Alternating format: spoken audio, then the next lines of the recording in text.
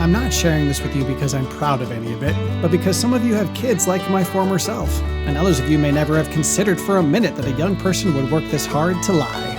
Parenting isn't about us. In fact, parenting isn't even about our kids. Parenting is just one way Christian dads and moms are to worship God. So welcome to the Truth.Love.Parent podcast, where we train dads and moms to give God the preeminence in their parenting. I'm your host, AMBrewster, and today we're going to learn some practical methods for determining if your child is forthright, fictionalizing, or falsifying. Since 2006, my wife and I have opened our home to over 50 different children of various ages, boys and girls, nationals and visitors.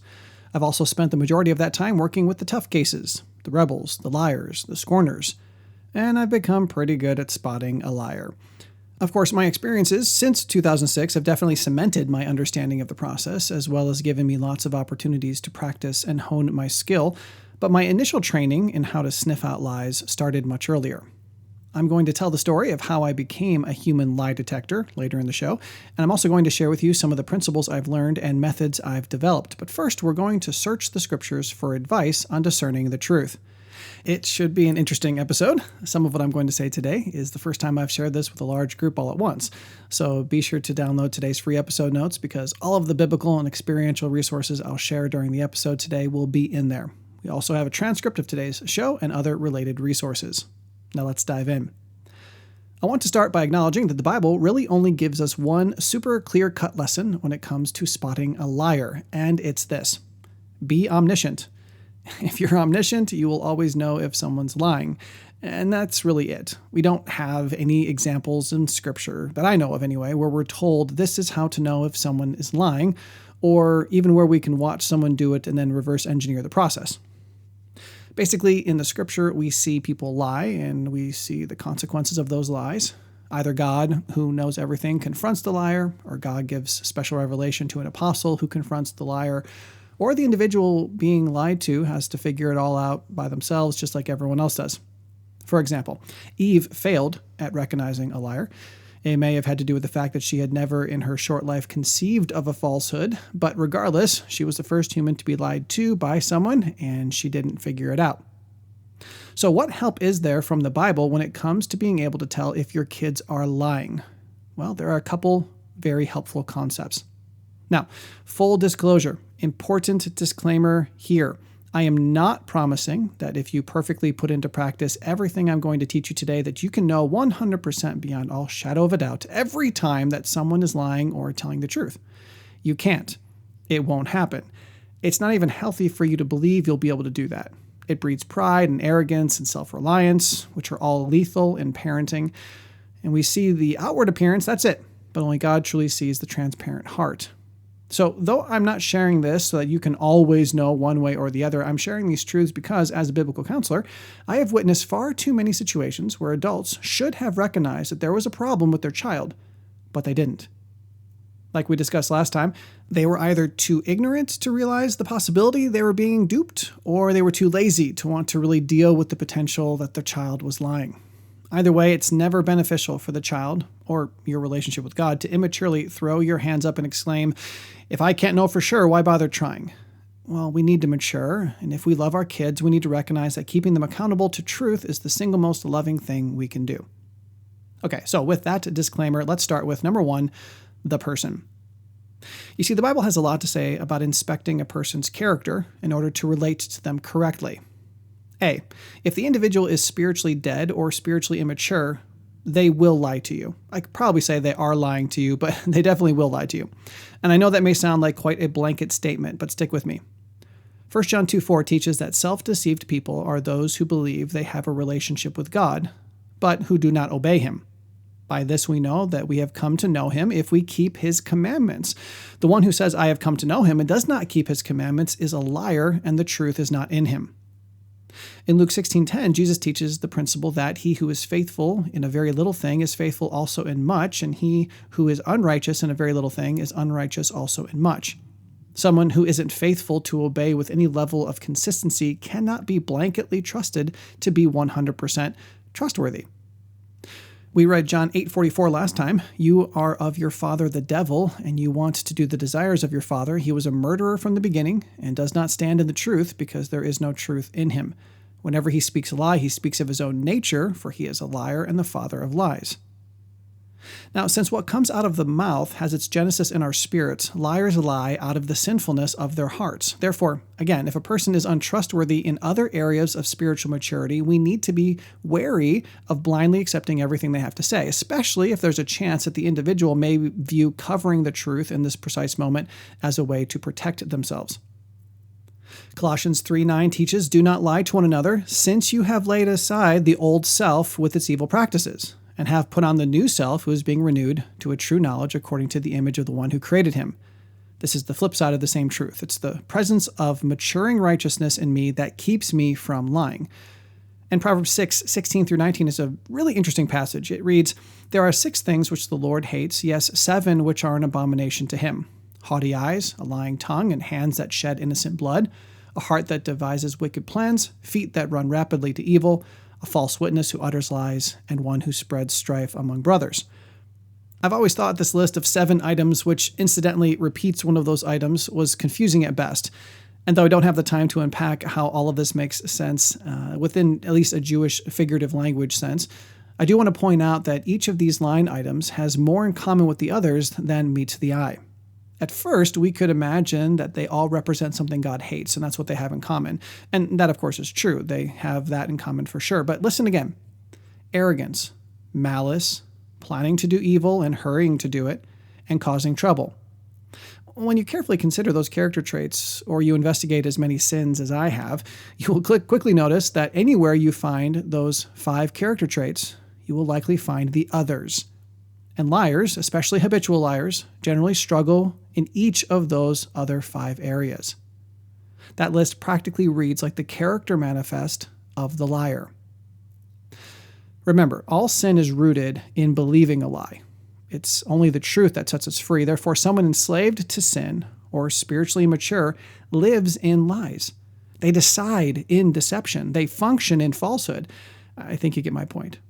Their thinking and their speaking and acting are all informed by untruths. So if the individual doesn't have spiritual life or maturity, they will lie to you at some point, deliberately or unintentionally. Now, I'm not saying that sinners are incapable of speaking the truth.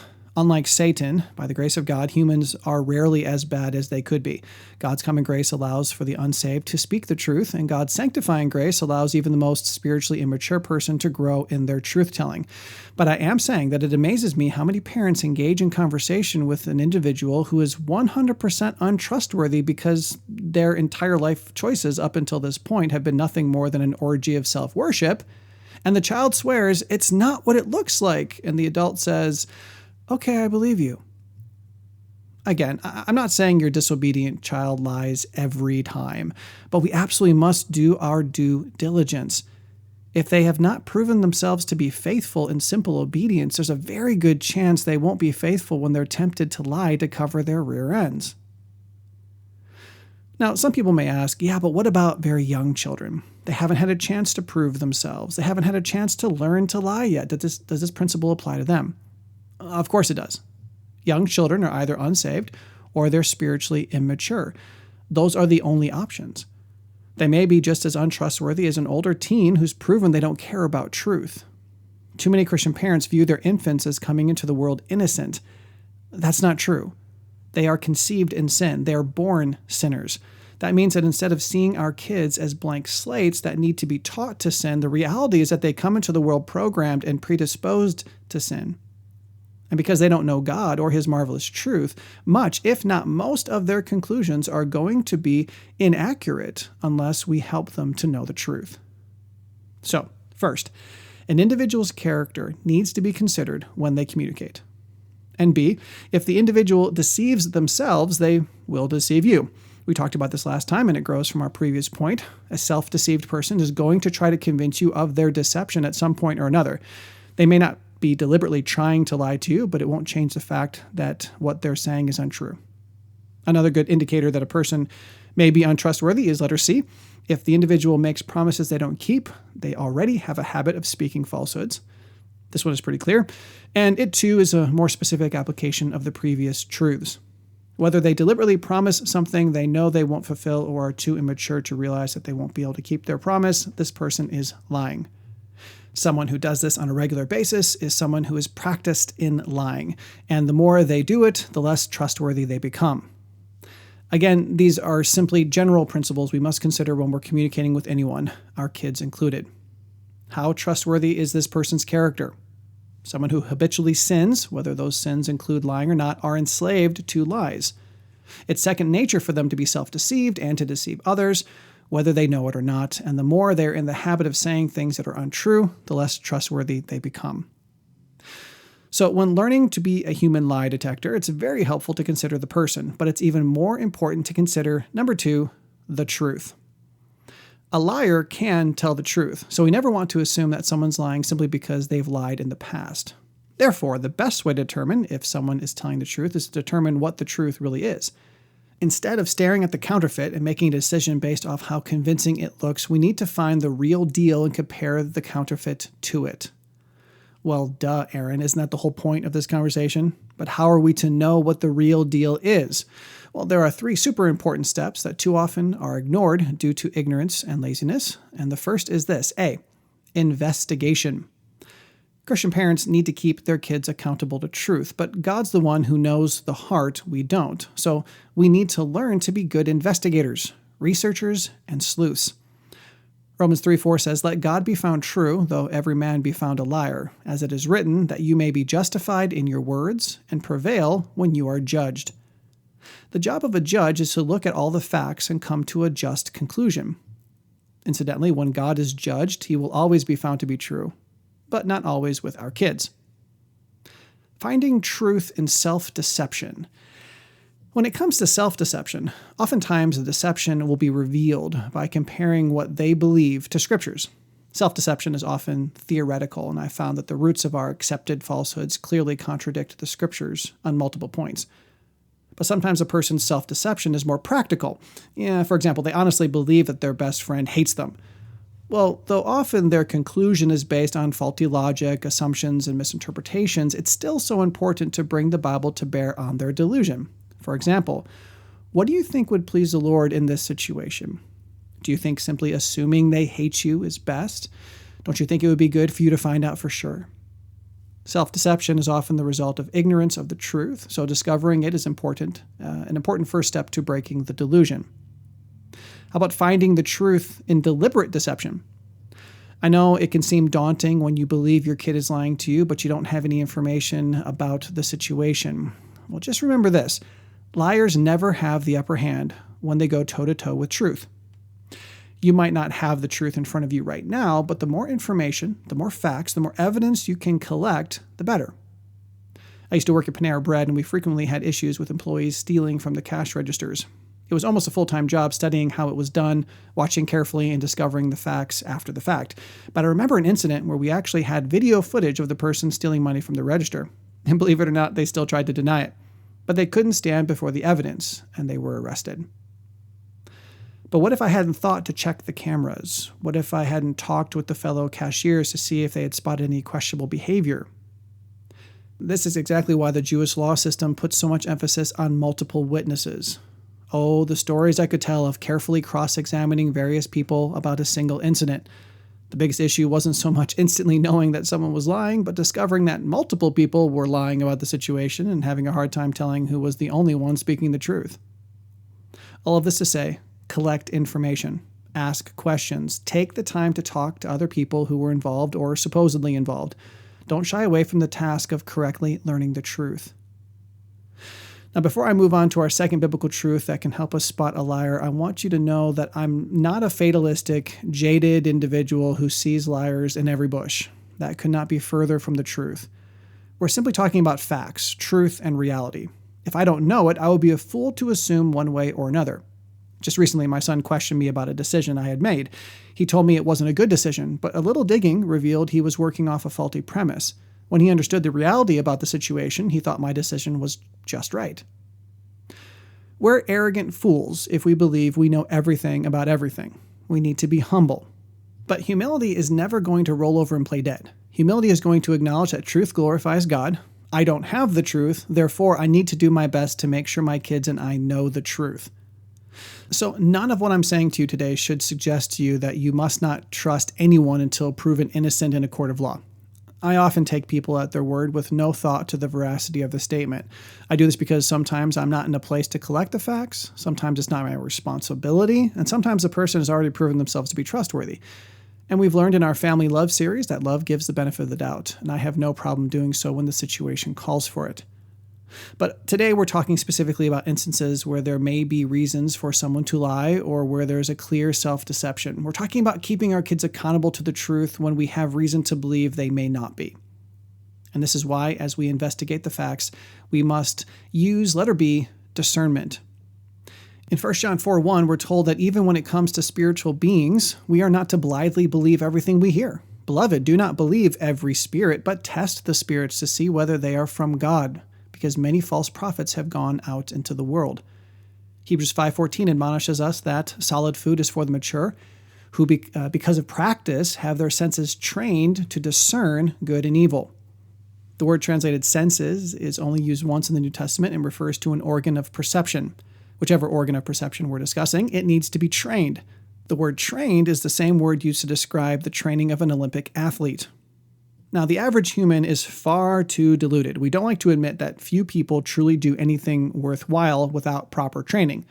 Just like we need to be taught to cook and play the piano and drive, we need to be taught to think and observe and love and obey and be discerning. Specifically in Hebrews 5:14, we need to be trained to discern good and evil. The word discern refers to passing judgment on something, as in a court of law. No good judge is going to pass judgment without sufficient research and evidence, and no good judge is going to pass judgment without applying careful logic to the case. For the Christian parent, we need to utilize theologic to rightly discern a matter, whether it's truth or lies. Speaking of our own spiritual maturity, Romans 12:2 says, "And do not be conformed to this world, but be transformed by the renewing of your mind, so that you may prove what the will of God is, that which is good and acceptable and perfect." We absolutely cannot afford to be undiscerning. And there is so much more that could be said on this topic, but allow me to summarize what we have so far. Number one, a person's character must be taken into account when we're trying to determine the validity of their words. This is not to say that criminals always lie, but we definitely mustn't swing to the other extreme that good people never lie. We must wisely remember that sin is lurking at the door of all of our hearts, and we should never let down our guard. This is why we need to make it a point to investigate when truth is in question, or should be in question, and then we need to biblically be discerning as we pursue the truth in any given situation. And of course, letter C, we need to trust. Trust whom? Trust the potential liar? Trust ourselves? No. We need to trust God to do what we can't do. Know what we can't know, and help us as we cannot help ourselves. I can't tell you how many times I've had to look at someone and say, listen, I don't know whether you're telling the truth or not. I've looked at all the information I have and I'm split. There's no clear answer. But I'm not God, and I know that, and I don't know what to think about this, so I'm not going to give you consequences for something I don't know you did. I'll leave that up to God. He knows exactly what happened. Of course, if you actually are lying, please don't think that you got away with anything. Be sure your sin will find you out. But until that time, I'll continue relating to you as if you didn't lie. But I will say this, please don't forget that your life choices up until now are part of what has made this so incredibly difficult for me to take you at your word. Even if you did tell the truth, I hope you can see that there is still a lot of growing you need to do. Sometimes we just need to let go. If we can't prove there's a lie, it would be unwise to give a consequence for lying. We can trust God that we will know everything we need to know, as long as we're trying to do our best, and we don't have to be afraid if we've done our due diligence. Okay, so those were the biblical principles on which we need to rely when it comes to determining the truth. Now on to part 2 of today's discussion, how I became a human lie detector. The short story has 3 chapters, or phases. The first phase is that I was quite an accomplished liar growing up. Of course, I don't say this with any joy or sense of pride. It was one of the very wicked habits I had. Everything I said earlier about the Proverbs 6 passage was definitely true about me. Now, my parents often doubted my stories because I didn't have the character to be considered trustworthy, and there were times I was caught in a lie, but I don't think they knew a quarter of the deception in which I lived, and that's me being generous. Even now, while reminiscing with my parents, they will often say, I had no idea that had happened. The point is, I was one of those people who had what it took to completely deceive most people in my life. Parents, bosses, youth pastors, kids my age, their parents, everyone. I was sneaky, conniving, and usually 10 or more steps ahead of everyone else. And I was rarely caught in a lie. Even my sister used to say that I could convince anybody of anything. Enter the second phase. All of that was compounded by the fact that I fell in with a very bad lot while in college. And without diving into the unnecessary details, I basically received a CIA-level training in lying and deception. Unfortunately, it wasn't because I was working for the CIA. I was being trained by people who wanted me to take what I learned and use it in illegal, underhanded ways. Now, praise God, I never actually completely threw in my lot with them. And by the time I had learned everything I wanted to learn from them, I had also gotten enough dirt on them to know that they would let me go without giving me any trouble. That and their organization wasn't about to do what it would take to keep me from leaving. But by the grace of God, I was able to walk away. Unfortunately, it wasn't until I had significantly strengthened my ability to lie and detect lies, though. Of course, it also didn't help that during this time, my minor in college was acting. Yeah, that's a significant help to would-be liars. Acting is all about persuasively pretending to be someone you're not. And then there's the fact that I was working as a part-time street magician during the time. I had been doing illusions since I was very young, but it was during this time that I was beefing up my mind-reading repertoire. Mind reading, you say? Well, I really like the definition of mentalism as provided in the movie Now You See Me. When asked what mentalism was, the character of Merritt McKinney said, "Tricks mostly, some science, targeted guessing might be a most apt description, along with some intuition and the occasional voices in my head." And believe it or not, a lot of the tells and cues I'm going to share with you in a moment are utilized by mentalists in order to convince everyone they're mind readers. Now, I recognize that in saying all of this about myself, half a lifetime of lying, criminal influences, acting, and sideshow mentalism, there may be some of you who will no longer view me the same way you did about 15 minutes ago. I believe that would be a little unfair, but I recognize that it may well be a consequence of my past sinful choices. I do hope, though, that I've proven myself trustworthy to you at some point or another, but if you're new to the show, I can respect it if you're just a little uncertain about me after hearing all that. All I can say is that by the 100% complete grace of God, I am not who I used to be. God had a plan to use the sins of my past for his glory, and I praise him that he broke my heart of stone and drew me to him. And that's phase 3 of my story. Since I had been one of the best liars I knew, and since I had lots of practice and some high-level training, as I started to submit my life to God, though I personally stopped lying, I was still quite able to recognize it in others. As God put me into positions of authority in schools and boys' homes and in counseling, and as a parent, I've had many opportunities to continue to research lying and refine my skills. Again, I'm not proud of how all this came to be, but I am pleased that the Lord can redeem my past and use it to help people change. Because of my experiences, I can't tell you how many times I've started a conversation by saying, "I know that what we're about to talk about may scare you. You're probably going to be tempted to lie to me in order to protect yourself, but I just want you to know that the human body hates when someone forces it to lie. The body actually revolts against a lie, and I have a lot of experience listening to what the body is saying while the person tries to lie to me. I'm not saying this to threaten you. I'm saying this because I care about you glorifying God.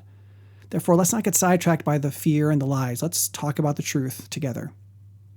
Now, sometimes that helps, and sometimes that only serves to convince them to try even harder to beat me, but I also can't tell you how many times I've had to say, "So I hear what you're telling me, but remember what I said about being a lie detector?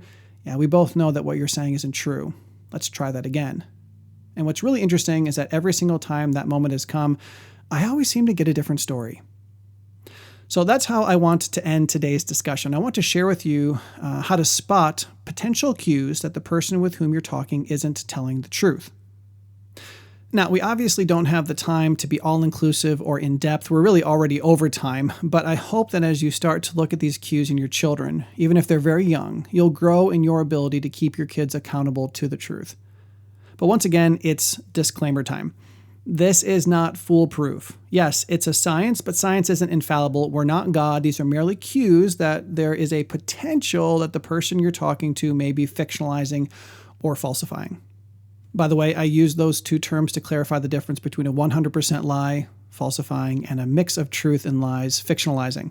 And interestingly enough, it's the fictionalizing that's harder to identify because there really are elements of truth in the story. All right, our final point for today, number 3, potential cues. Do you remember before when I said that the body doesn't like to lie? Well, that's true, more or less. We'll talk later about habitual liars who over time have become much more comfortable with lying, but for the most part, the difficulty of lying, the stress of the situation, the conviction in the spirit, all of that leaks out of the body. But absolutely none of these indicators will tell you anything by themselves. In fact, each of them may be completely normal in different situations. Therefore, it's absolutely essential that you must have a baseline for determining if the cues should be there or not. None of this is going to help detect lying if you don't know the person with whom you're speaking and have an idea of how they communicate. But since we're primarily talking about you and your kids, I really pray that you already have a significant baseline for your children's verbal and physical traits that we're going to discuss today. Unfortunately, not all parents do. In general, humans are far too unobservant. So if nothing else, if you start paying attention to these categories, at least you'll get to know your kids better. Letter A, potential verbal cues. Let's talk first about content. The easiest verbal content cue that someone is lying is when they say something that you know for certain is not true. That's the easy one. By the way, if you can collect information about the situation before you speak to the child, it makes this eventuality far more likely. For example, the child thinks you know nothing about what happened at school, but you've already spoken with the teacher. You know, that kind of thing. But there are other potential content cues. For example, if a person is answering a question with a question, that should always be a red flag. Most people don't do that in normal conversation. This also includes when someone has to repeat every question you ask them before giving an answer. The presence of a lot of otherwise irregular vocal clutter like is often the result of the mouth trying to keep moving even though the brain hasn't figured out what it wants to say yet. It's also generally true that people don't think to tell you that they're telling the truth unless they're not. For example, at no point during today's show did I have to say, now listen, I'm telling you the truth. There's also the liar's tendency to answer a question without answering it. A silly example of this is when I once judged a speech tournament. The category was extemporaneous speech, which meant the competitors were presented with a topic, given research materials, and 20 minutes to jot down their notes, and then had to present their speech before the judges. Well, there was this one guy who started to do his speech pretty well, but I quickly noted that the remaining 75% of the speech was not only really polished, but had practically nothing to do with the original topic. It was obvious to me that he had written and memorized the speech before he came, and the 20 minutes he had to prepare his extemporaneous speech was actually just him trying to figure out how he could segue from the given topic to the content of his pre-planned speech. Liars do that all the time. The most immature variations of this is simply turning the focus of the conversation back on you. You never believe me. It doesn't matter if I'm telling the truth or not. You always think I'm lying. What kind of a parent would do that? But it can also be quite smooth, as they appear to quite candidly give you the information for which you asked, but by the time they're done talking, neither of you actually remember what you asked them, so the content of their answer actually usurped the initial question. When I recognize this is happening, I will say, that's all very interesting, but what I asked you was fill in the blank. But it's not just the content of their communication, you also need to watch the tone. Certain people's voices will rise in pitch when they lie, others will lower. The key is to know your child and be paying attention to unexplained changes. The volume is also part of this. Yes, in uncomfortable situations, there's always a tendency to raise one's voice.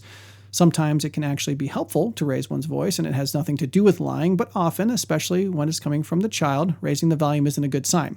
It's very easy to get louder when the child is becoming defensive because it's clear you're not buying their story. And then there's the vocal patterns. Irregular speech is often a dead giveaway that the person is trying to fictionalize or falsify something.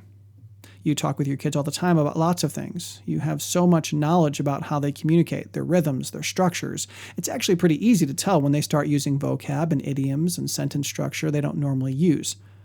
What you're witnessing is their mind grabbing for things that other people said or things that they've seen because they're trying to sound believable and they know that they can't do it on their own. So watch out for the speech patterns that don't sound natural on their lips. Some speech pattern changes involve taking too long to answer questions, but other people might stop using contractions. Others will start using big words. Some people will stop using full sentences and only use fragments. Again, having a baseline is so important. You will never notice something being out of place if you don't know what it is to be in place. And then there's a question of quantity. Some people talk way too much when they're lying, and others say very little. And different people do these for different reasons. But again, the key is to notice the change from the norm. If someone communicates at a 50 when they're talking about anything in life, but they raise to a 60 or fall to a 40, only during those times when their honesty is in question, you need to pay attention to that. Okay, so those are some potential verbal cues for which to listen, but there are also, letter B, potential physical cues. You're going to need to watch carefully for these. Some of these are very subtle. Let's start from the bottom up, the legs. If the person is sitting, bouncing legs and tapping feet are a sure sign of nerves. What's really interesting is that an honest child with loving parents have no good reason to be nervous most of the time. The same is also true for standing. A lot of shuffling or pacing is a way that the body works out excess adrenaline. So if your child, even in stressful situations, remains relatively calm, doesn't pace, doesn't bounce their leg, but they can't seem to stop as you ask them about where the last cookie went, you might have a liar on your hands. The torso. What we're looking for is irregularity and signs of discomfort. This may involve rocking back and forth, turning their body away to the left or to the right, or hugging themselves with their arms. Another one that people don't often associate with the torso is breathing changes. For example, ventilating when a question is asked or as they answer can be a cue. The torso as a whole can be harder in which to identify aberrant behavior because it's so central in the body. There generally has to be a significant amount of physical stress for it to be identified in the torso. However, if there are other cues and then the torso gets in on the anomalous behavior, that's the icing on the cake. Okay, so this next one can be a big category, but again, it takes being observant. The hands. The easier hand incongruities to notice involve the individual covering their eyes or their mouth or touching their neck, excessive fidgeting, and or a lot of scratching, rubbing, and playing with hair while they're talking. The next two are a little harder because they're less intuitive. Did you know that most people will casually gesture with one hand at a time? Yes, we often use two-handed gestures when it's appropriate, but unless the person is one of those individuals who can't stop their hands during normal conversation, two-handed gestures tend to be more purposeful than single-handed gestures. When lying, if a person is trying to be persuasive and really considering how they're communicating, you tend to get far more two-handed gestures than normal. Finger pointing is also something for which to watch. Finger pointing is a lot like answering a question without answering it. It distracts. It consciously or unconsciously is an attempt to focus attention somewhere else.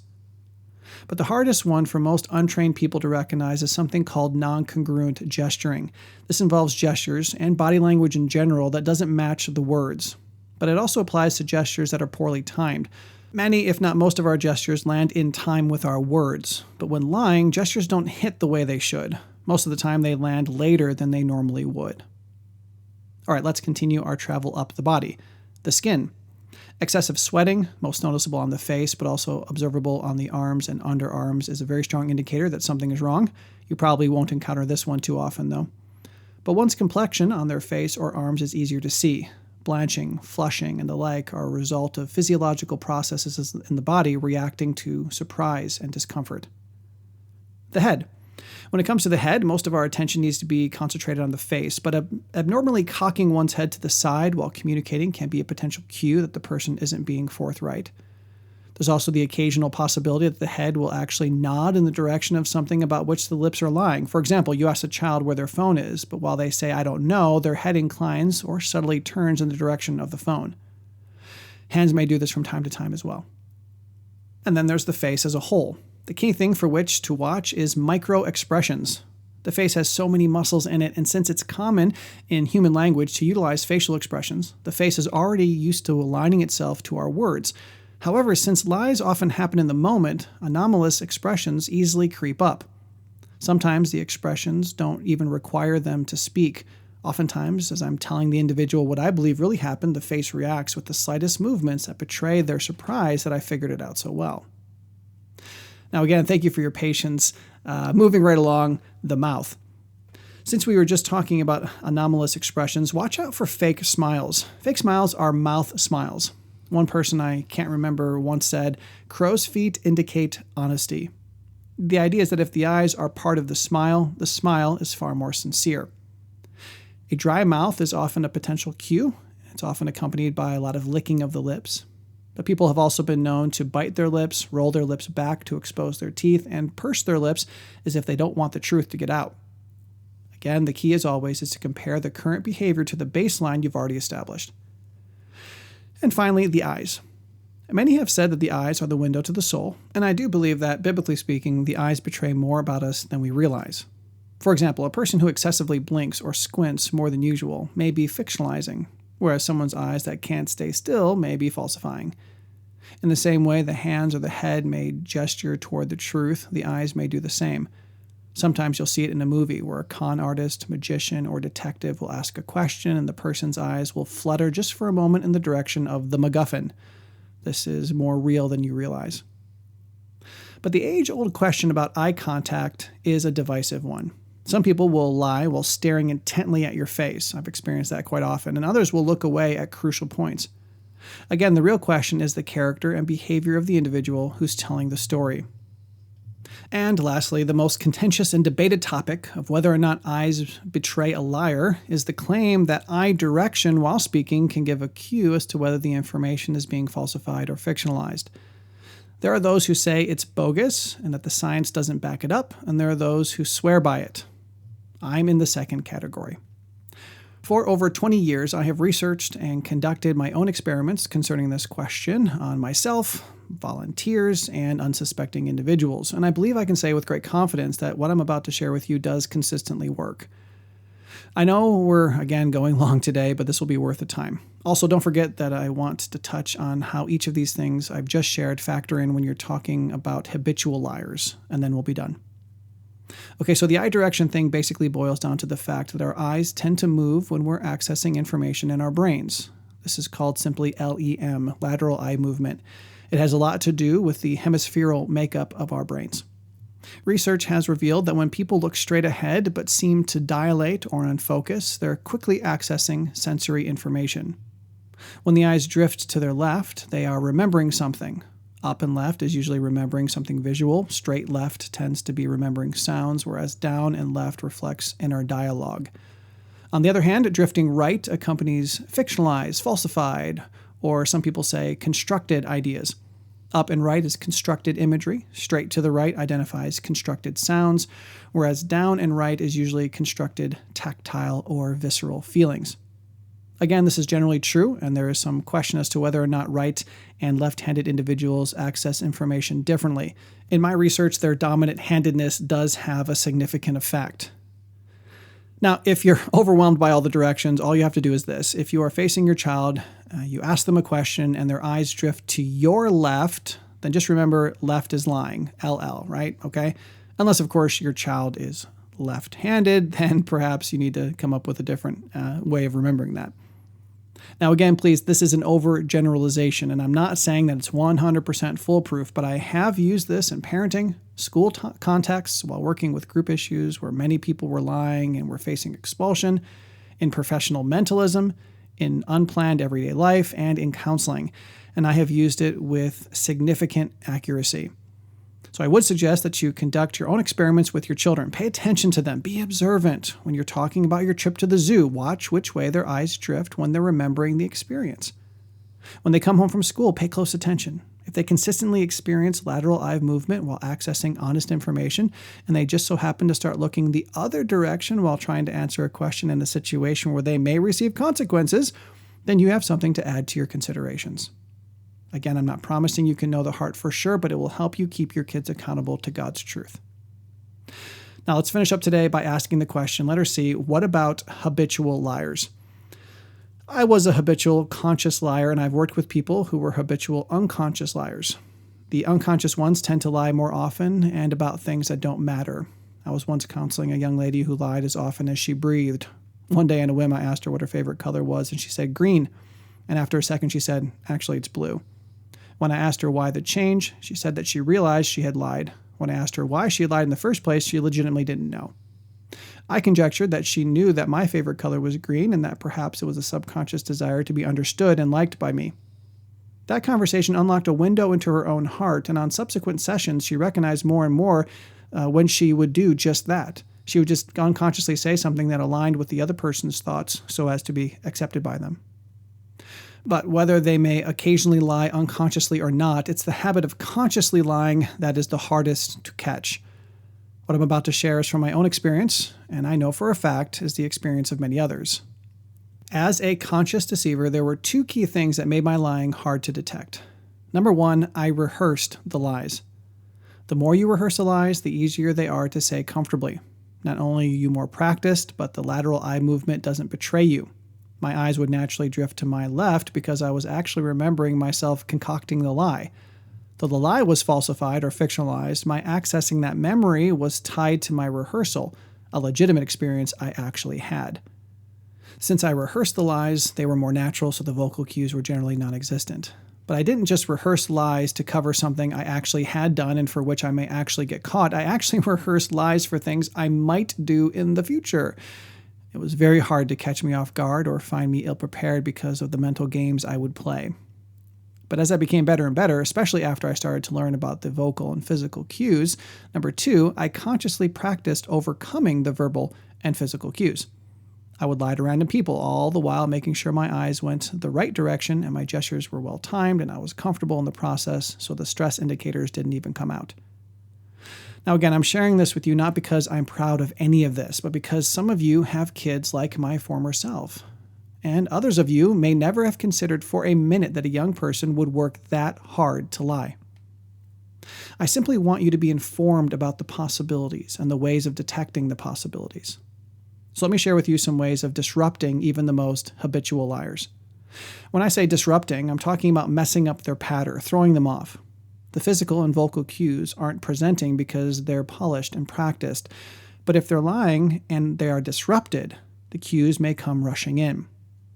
First, consider asking them feelings-related questions. For example, if the child found their sibling's fish dead in the tank, their emotions will likely come out. They may tell their sibling that they're sorry or get teary.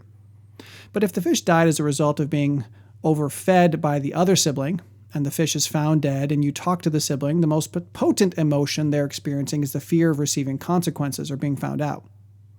So even if they may weave a convincing story about how they were just about to feed the fish when the cat jumped onto the fish tank and knocked over the open bottle of fish food, if asked, how did you feel when you found out the fish was dead? That's likely not something they fictionalized or falsified in advance, and they might not know how to respond. Second, it can be helpful to ask the child to tell you the events of the situation in reverse order. It's not that they can't do it, but since it's incredibly more difficult, the cues become more obvious as they focus their effort on trying to tell the falsified story backwards. It's a huge disruption. Now, someone telling the truth would struggle to do this as well, but none of the verbal or physical cues will likely slip out because they're not in trouble and they're telling the truth, so they'll only struggle by telling the events in reverse order. Third, another way to disrupt is to drill down to more and more specific detail. Was the cat in the room when you started feeding the fish? On which side of the tank was the food sitting? On which side of the tank did the cat jump? What did you do when you saw the cat knocked over the food?